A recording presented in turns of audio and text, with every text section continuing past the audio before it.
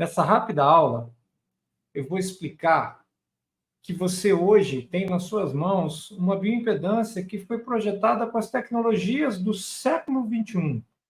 Ela não pode e não deve ser comparada com outras formas de medir a composição corporal, porque não tem esse foco e nem essas novas tecnologias. Isso acontece com eu fazendo uma provocação para você, que é perguntar para que finalidade serve uma bioimpedância. Você está fazendo o curso agora, você está iniciando nisso, e provavelmente quando você aderiu ao nosso sistema, você tinha uma resposta em mente. Por que você queria uma bioimpedância? E para a maioria absoluta dos profissionais de saúde, a bioimpedância serve para medir gordura, para medir músculo e espera-se que ela meça bem, espera-se que ela meça com fidelidade e que ela mostre a evolução dos processos. Sim, as bioimpedâncias fazem isso. A maioria delas faz isso bem feita. A nossa, de uso profissional, faz isso muito bem feito. Só que uma das coisas que você não pode esquecer é que, igual nessa foto, o seu olho também faz isso muito bem feito. Então, quando você olha para aí, você não tem dúvida quem tem um percentual de gordura maior, quem pode ter mais ou menos músculo. O olho humano é muito bom nisso.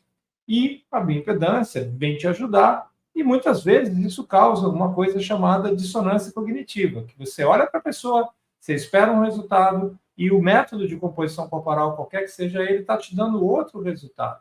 Isso é normal, e eu te peço um voto de confiança. Confie no que a bioimpedância te mostra, porque nem sempre o olho humano consegue ver processos que acontecem dentro do corpo, como, por exemplo, uma alteração na hidratação.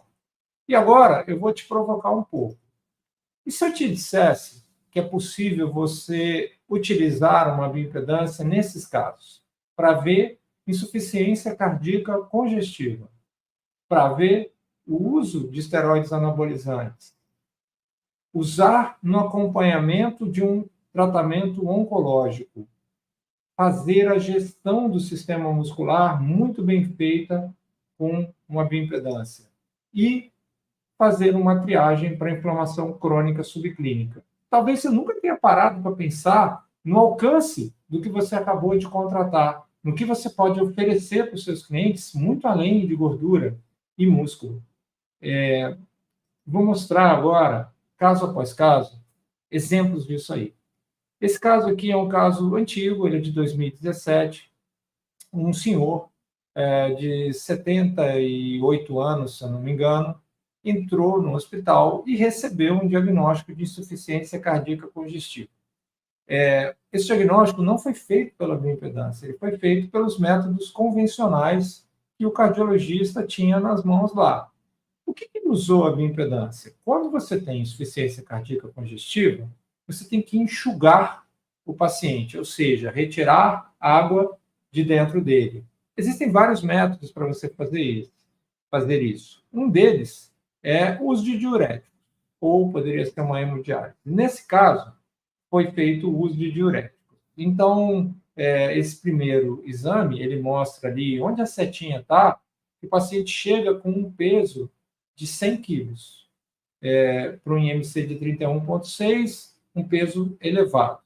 E, se você olha lá, você vai ver aquele exemplo de dissonância cognitiva, assim, 18,9%. Meu Deus, a bioimpedância está errada. Como ela pode mostrar um percentual de gordura tão baixo? Vou te dar duas respostas. Primeiro, porque esse é de verdade o percentual de gordura dele naquele momento, porque ele está cheio de água com a mesma gordura, então o percentual baixa. E segundo, não importa nesse caso o percentual de gordura de forma alguma. Você está diante de um caso com risco de vida e você tem que cuidar de como secar ou enxugar o seu paciente de forma segura. Como que o médico utilizou isso? Ele usou aquele marcador ali, da setinha laranja, que é o marcador da hidratação. Se você prestar atenção, voltar aqui, lá embaixo, no 5,9, o ponteirinho está lá na direita no vermelho. Isso indica que existe uma brutal retenção de líquido. Quando aquele o marcador vai para a direita, é isso. Em uma aula um pouquinho mais para frente, eu vou explicar mais em detalhes isso. Quando aquilo está muito na direita, significa que a hidratação não está normal. Eles começaram a aplicar diuréticos e 3 ou 4 dias depois repetiram o exame. E a primeira coisa que aconteceu foi que o peso já tinha baixado 7 quilos. Vitória, tiramos a água. Então, estamos começando a ganhar a guerra ou já ganhamos. E o médico me pergunta: eu já enxuguei o paciente o suficiente? E a resposta é não, porque o ponteiro lá em cima continuava no vermelho, então ainda não era o suficiente. Eles seguiram por mais quase um mês com os diuréticos e, no final das contas, você vê realmente o processo terminando.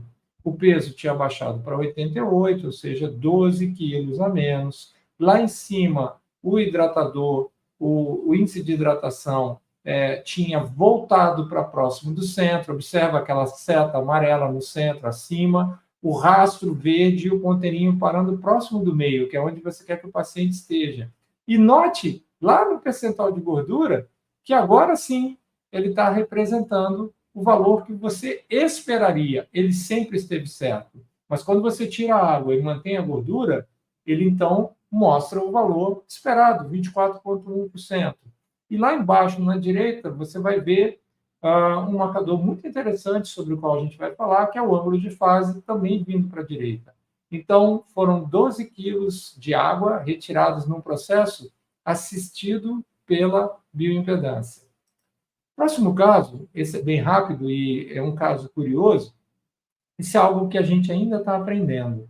Mas a gente notou que se você tem duas coisas ao mesmo tempo, que é um paciente com o perfil físico de quem usa esteroide anabolizante, não é para qualquer paciente, entendeu? Isso se aplica quando você tem muscularidade alta, um paciente que compete, alguma coisa assim, você olha o tipo físico e vê que ali existe um esforço estético, competitivo. Se isso está associado com o mesmo índice de hidratação lá na direita, que está no quinto desvio padrão, isso geralmente está correlacionado com o uso de esteroides anabolizantes. Tem que ser provado cientificamente isso, é uma observação de algumas centenas de exames que a gente viu, mas que vale a pena prestar muita atenção. O próximo passo é como utilizar e por que utilizar uma bioimpedância em oncologia, acompanhando um tratamento oncológico. Lembra lá em cima que eu falei do ângulo de fase? Então, esse é um dos artigos, das centenas de artigos que existe, falando o ângulo de fase é uma medida de prognóstico com valor para a sobrevivência do paciente. Então, vou contar um caso real de uma paciente que começou a tratar um câncer de mama, e aqui você está vendo uma bioimpedância feita nela cerca de 2 ou 3 meses antes de qualquer diagnóstico. Se você olhar ali, percentual de gordura bom, não é obesa, hidratação também lá no meio, boa, e o ângulo de fase no meio para a direita, tudo normal. Ou seja, a bioimpedância não é capaz, ou não foi capaz nesse caso, de fazer o diagnóstico de câncer de mama. Ela não viu nada nisso. Mas aquele ângulo de fase lá embaixo, na direita, de 6,8, ele ia ser muito agredido com o tratamento. Mastectomia radical, quimioterapia, radioterapia e depois bloqueio hormonal por anos a fio.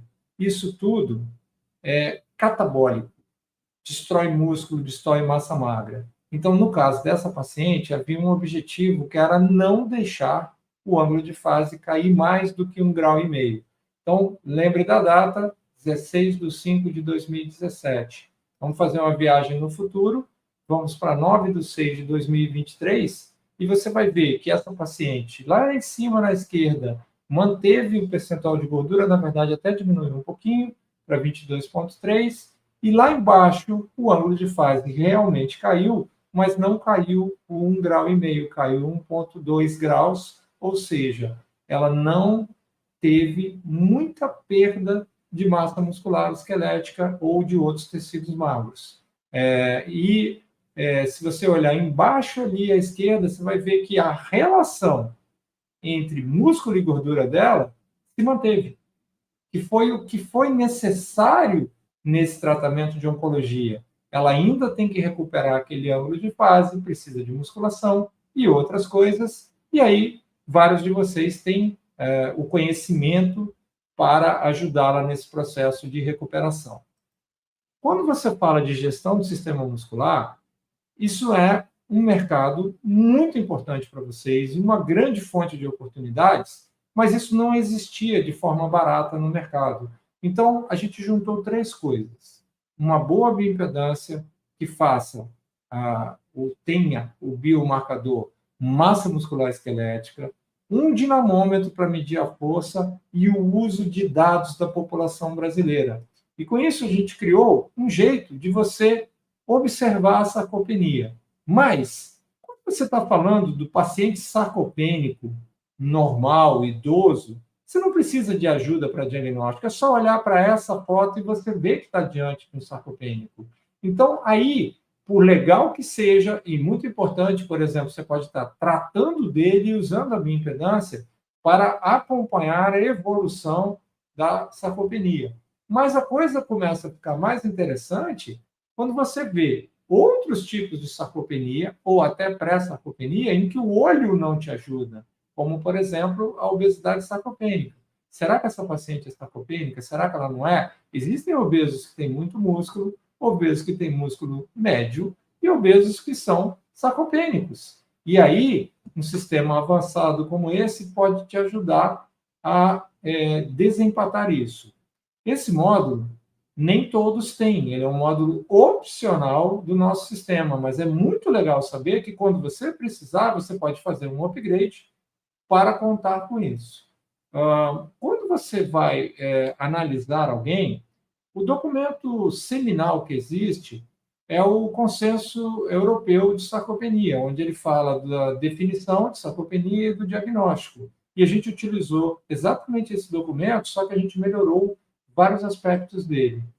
Quando, mais uma vez, você está avaliando a importância da gestão do sistema muscular, se você olhar na literatura, você vai ver que a saúde está totalmente correlacionado com a quantidade e a qualidade de músculos que você tem. A literatura não deixa nenhuma dúvida nisso.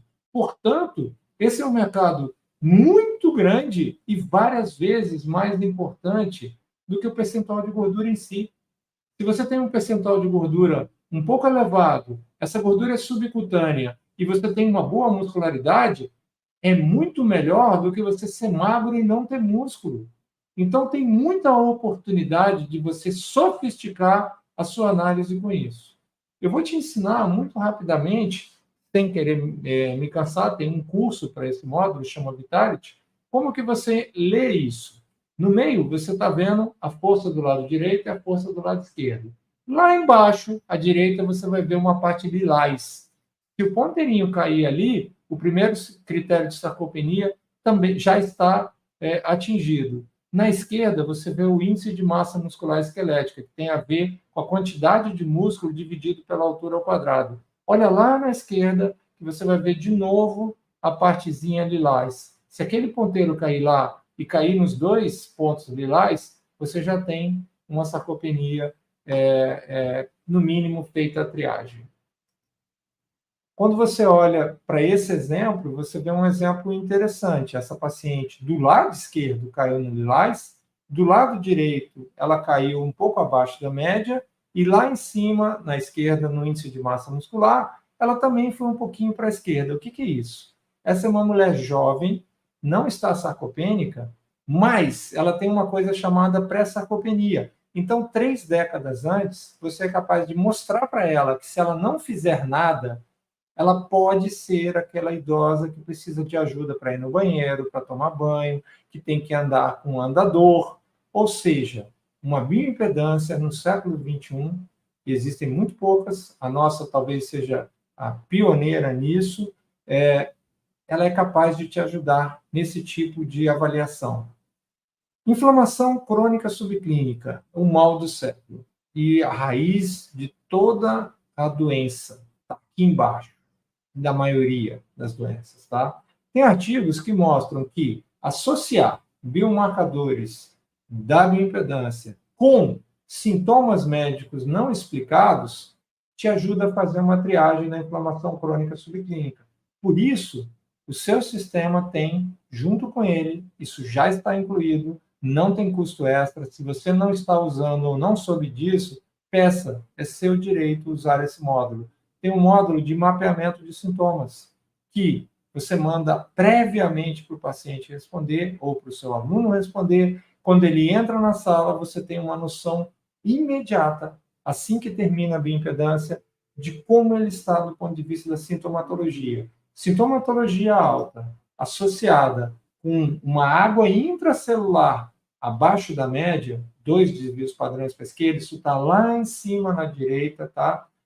Você vai ver isso, eu vou usar aqui o lado correto do vídeo, tá? Em cima, na direita, você vai ver que ela está 2 desvios padrões para baixo. Então, você já consegue, com isso, ter uma noção se você tem ou não uma inflamação crônica subclínica em progresso. Para aqui, o entendimento de que você só tem que ver gordura e músculo. Você tem muito mais a obter de uma bioimpedância do século XXI.